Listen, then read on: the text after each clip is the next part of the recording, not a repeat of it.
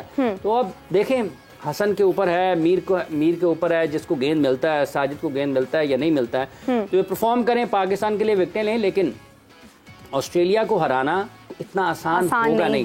Competition नजर आना चाहिए, कंपटीशन नजर आना चाहिए। वो वर्ल्ड टेस्ट चैंपियनशिप जीते हुए हैं, 50 ओवर्स का क्रिकेट वर्ल्ड कप अभी जीत कर गए हैं, टेस्ट मैच से प्यार करते हैं। पाकिस्तान के खिलाड़ियों की वो सूरत हाल नहीं है। बाबर आजम को रन्स करना पड़ेंगे, उससे बढ़कर शार मसूद को रन्स करना पड़ेंगे, क्योंकि उनके ऊपर बहुत भारी जिम्मेदारी आयद होती है कि वो बहसीत बल्लेबाज उनके बैट से रन्स निकलें। अगर नहीं निकलेंगे तो बहसीत कप्तान ड्रेसिंग रूम में उनके लिए खिलाड़ियों से बात करना ज़रा मुश्किल हो जाएगा। जब आप इस तरह की सूरत हाल में जाते हैं तो फिर पूरी की पूरी अगर आप अच्छा परफॉर्म नहीं कर रहे हैं, कप्तान अच्छा परफॉर्म नहीं कर रहे हैं, तो टीम भी गिरती है। टीम को उठाने के लिए कप्तान के अपने रन्स करना भी ज़रूरी है। वो कहते हैं ना कि जब आपका जो लीडर होता है, जब वो पूरा मजबूत होता है, तो फिर पूरी टीम जो है वो उसको फॉलो करते हुए मजबूती के साथ अपनी कारकर्दगी करती है। अब जैसे पिचेस की बात की जाए तो अगला मैच है वो मेलबॉर्न में है, तो आपको लगता है, क्योंकि वो तो ग्राउंड भी बहुत बड़ी है, और अहमदाबाद की अगर बात की जाए तो वो भी बहुत बड़ी ग्राउंड थी, और हमारे जो बैटर्स हैं कहीं ना कहीं वहाँ परफॉर्मेंस में लैग करते हैं, लेकिन मेलबॉर्न जैसी ग्राउंड में क्या आपको लगता है कि हमारा जो बैटिंग ऑर्डर है वो ठीक है? हमारा स्ट्राइक रेट के उसके हवाले से क्या कहेंगे? स्ट्राइक रेट इशू नहीं है टेस्ट मैच में जब आप खेल रहे होते हैं मीरब, स्ट्राइक रेट इशू नहीं है। पौने 2 दिन या मेरा ख्याल 1.5 दिन बाकी पड़ा हुआ था जब पहला टेस्ट मैच ख़त्म हुआ है। ये एक पाकिस्तान में अजीब सी बहस है कि अगर इंग्लैंड तेज़ खेलता है तो हमें भी तेज़ खेलना चाहिए, अगर ऑस्ट्रेलिया तेज़ खेलता है तो हमें भी तेज़ खेलना चाहिए। देखिए, हर टीम अपने जो उनके पास वसाइल होते हैं ना, उसके मुताबिक अपनी हिकमत अमली तैयार करती है। उन्होंने अगर तेज खेलना है तो आप देखें कि उनके पास बैटिंग के ऑप्शंस क्या हैं, उनके बैटिंग के शोबे में उनके पास कितने ऐसे लोग मौजूद हैं कि जो आगे बढ़ सकते हैं, तो हमें उसको देख के अपनी अमली तरतीब देने की जरूरत है। बिल्कुल, जैसे हाफिज साहब ने कहा कि तेज गेंदबाजी की बात हो रही है। नाज़रीन, हमें भारत से ज्वाइन किया है रविश बिष्ट ने, जो कि स्पोर्ट्स जर्नलिस्ट हैं, हमें अपनी कीमती राय से आगाह करेंगे। Hello Ravish, hope you are doing well. Hi Mirab, hi Hafiz भाई, all good. Thank you Ravish साहब। रविश, कल बहुत बड़ा मैच है। वैसे तो अभी जितने मैचेस हुए हैं वो मेरे नजदीक तो बड़े ही हैं, क्योंकि इंडिया परफॉर्म्ड रियली गुड, लेकिन कल के मैच के वाले से क्या कहेंगे? विराट कोहली की वापसी के बारे में क्या ख्यालात हैं? डेफिनेटली देखिए, not only Virat Kohli but Rohit Sharma and Jasprit Bumrah, जितने भी तीनों इंडियन क्रिकेट के बड़े सुपरस्टार्स हैं, वो वर्ल्ड कप के बाद अब हमको खेलते हुए दिखाई देंगे। एक मच नीडेड ब्रेक भी था उनके लिए, और कह सकते हैं कि बड़ी सीरीज होने वाली है, तो उसमें बड़े प्लेयर्स को डेफिनेटली क्रिकेट। लेकिन सुनने में आ रहा था कि विराट कोहली जो है उनको कोई इमरजेंसी कॉल आई and he left for India and then did he came back. Yes, उन्होंने प्रैक्टिस भी की। आज तो खैर रेन वॉक आउट हो गया, प्रैक्टिस सेशन इंडिया का हो नहीं पाया ड्यू टू रेन, और कल भी रेन की प्रेडिक्शन है साउथ अफ्रीका में, सेंचुरियन में। उन्होंने प्रैक्टिस की थी, जिसके विजुअल्स हमने देखे थे, और आज रोहित शर्मा ने प्रेस कॉन्फ्रेंस भी की थी। विराट कोहली वापस आ गए। थोड़ी फैमिली इमरजेंसी थी उनके साथ, क्या थी इसके बारे में कोई ऑफिशियल स्टेटमेंट नहीं आया। कुछ लोग सोशल मीडिया पे ये भी कह रहे हैं कि शायद वो और उनकी वाइफ जो है वो सेकंड बेबी को एक्सपेक्ट कर रहे हैं, तो शायद इसलिए छुट्टी थी। बट वो उन्होंने पहले से इन्फॉर्म किया हुआ था बीसीसीआई को, so he is back in the squad and is practising. Ravish ji, ये जो पहला टेस्ट मैच एक तो शुरू हो रहा है, और दूसरा एक टेस्ट मैच आपने जीता भी है मेरे ख्याल से। कौन सा टेस्ट मैच जीता है? ये जो विमेन क्रिकेट आपकी चल रही है। हाँ जी, विमेन क्रिकेट की आपने बात की। हाँ जी, राइट। दोनों हमने बैक टू बैक जीते। इंग्लैंड को हराया विमेन्स टीम ने हमारी, और ऑस्ट्रेलिया को भी हराया। जो फर्स्ट इंग्लैंड वाला जो टेस्ट मैच था, दोनों टेस्ट मैच में डिफरेंट ग्राउंड्स में खेले, और रिकॉर्ड कायम किया 406 का स्कोर। Yes, absolutely. तो इससे ये दिखाता है कि इंडियन जो विमेन क्रिकेट है वो भी एगर है टेस्ट मैच क्रिकेट खेलने के लिए, रेड बॉल क्रिकेट को खेलने के लिए। फर्स्ट में हमने देखा था कि रेणुका ने बड़ी अच्छी बॉलिंग की थी, एंड इस मैच में हमने देखा कि पूजा वस्त्राकर और स्नेह राणा दोनों ने बड़ी जबरदस्त गेंदबाजी की। मैंने पूरे मैच देखे, दोनों टेस्ट मैचेस देखे, और हालांकि स्टेडियम खाली था, क्राउड के लिए अभी वो एक्साइटमेंट नहीं आया है, स्पेशली टेस्ट मैच क्रिकेट की अगर हम बात करें। लेकिन क्योंकि हम देखते हैं कि इंग्लैंड बहुत अच्छी टीम है विमेन्स क्रिकेट की अगर बात की जाए, और ऑस्ट्रेलिया वो एक मतलब आज से नहीं कई सालों से वो क्रिकेट खेल रहे हैं, और उनकी जो टीम है उसमें कई प्लेयर्स हैं, चाहे आप हीली की बात कर लो, एलिसा हीली की, या एलिस पेरी की बात कर लो, ये काफी टाइम से खेल रहे हैं, और आप देखिए उनके प्लेयर जो इनका कोर बड़ा इंटैक्ट है, तो उनको टेस्ट मैच में हराना अपने आप में एक बहुत बड़ी अचीवमेंट है। और इंडियन विमेन्स टीम की अगर हम बात करें, not only Indian women's team but वैसे भी हम बात करें, बहुत कम टेस्ट मैच क्रिकेट खेला जाता है। 4 डे क्रिकेट बहुत कम खेलती है लड़कियां, लेकिन जिस इंटेंसिटी के साथ खेलो, जिस जोश के साथ खेले इंडियन टीम, डेफिनेटली उनकी परफॉर्मेंस जो है वो वाकई काबिल तारीफ है।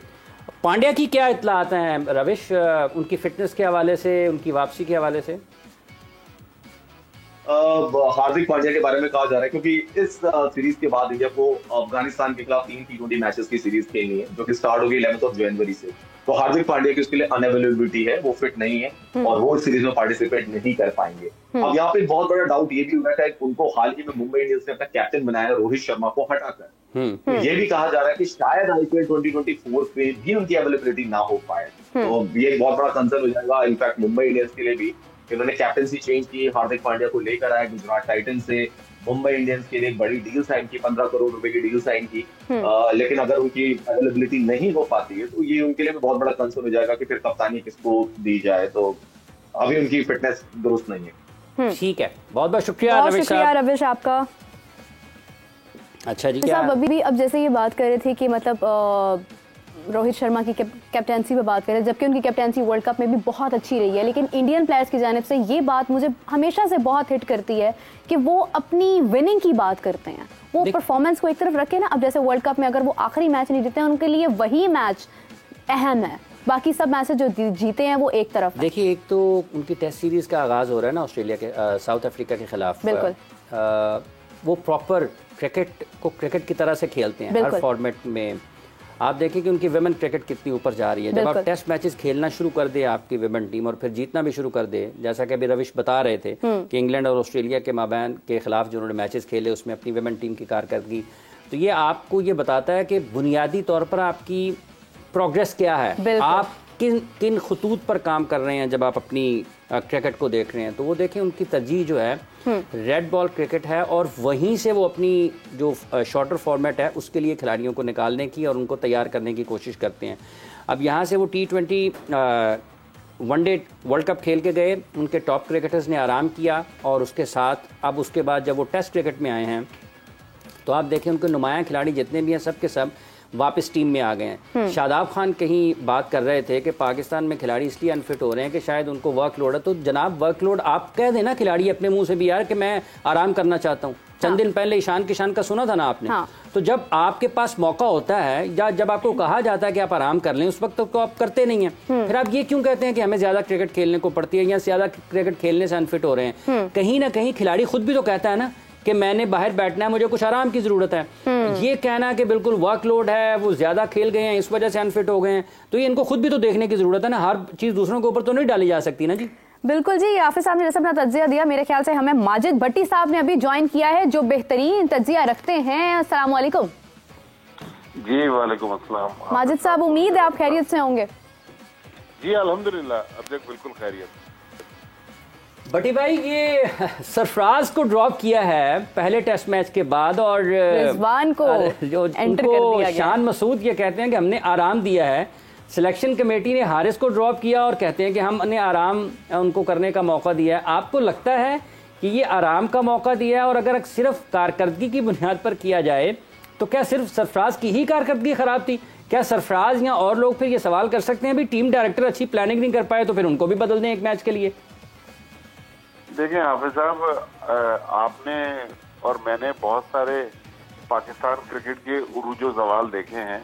मैंने आज ट्वीट भी किया है कि पाकिस्तान क्रिकेट में या पाकिस्तान क्रिकेट टीम के साथ जुड़े हुए माजी में जितने भी डिक्टेटर्स थे, आप देखें आज वो तारीख का हिस्सा बन गए। उनके जो फैसले हैं, जिन्होंने अच्छे फैसले किए उनको हम अच्छे अल्फाज में याद करते हैं, जिन्होंने गलत फैसले किए उनको हम जाहिर है तनकीद बराए इस्लाह के तौर पे आईना दिखाने की कोशिश करते हैं। तो मोहम्मद हफीज साहब हमारे दोस्त हैं, बहुत मोहतरम हैं, लेकिन जिस तरह के फैसले कर रहे हैं और जिस तरह वन मैन शो लेके चले हुए हैं, देखिए शान मसूद इंग्लैंड के पढ़े हुए हैं, माशाल्लाह हाईली क्वालिफाइड है, अच्छा बोलते हैं, लेकिन एज ए कप्तान शान मसूद को भी तो कहीं स्टैंड लेना पड़ेगा। या डायरेक्टर के कंधे इस्तेमाल करते हुए अगर वो ये समझ रहे हैं कि मैं बच जाऊंगा, तो ये जब देखें, ये जब तूफान आएगा फिर बचेगा कोई नहीं। लेकिन हाफिज साहब, जो आपका सवाल है उसका जवाब यही है कि इन्होंने मुख्तलिफ लोगों के लिए मुख्तलिफ पैमाने रखे हुए। किसी को 8-8, 9-9, 10-10 मैचेस का रद्द दे देते और जिसको निकालना होता है, जिस तरह सरफराज को निकाला, दूध में से मक्खी की तरह निकाल के बाहर कर दिया। तो ये पाकिस्तान क्रिकेट के साथ मजाक है कि किसी के लिए इन्होंने कोई पैमाना रखा हुआ है? अभी आप देख लें, पिछला जो टेस्ट मैच था, पाकिस्तान की टीम 182 गेंदों पर दूसरी इनिंग्स में 89 रन पर आउट हो गई।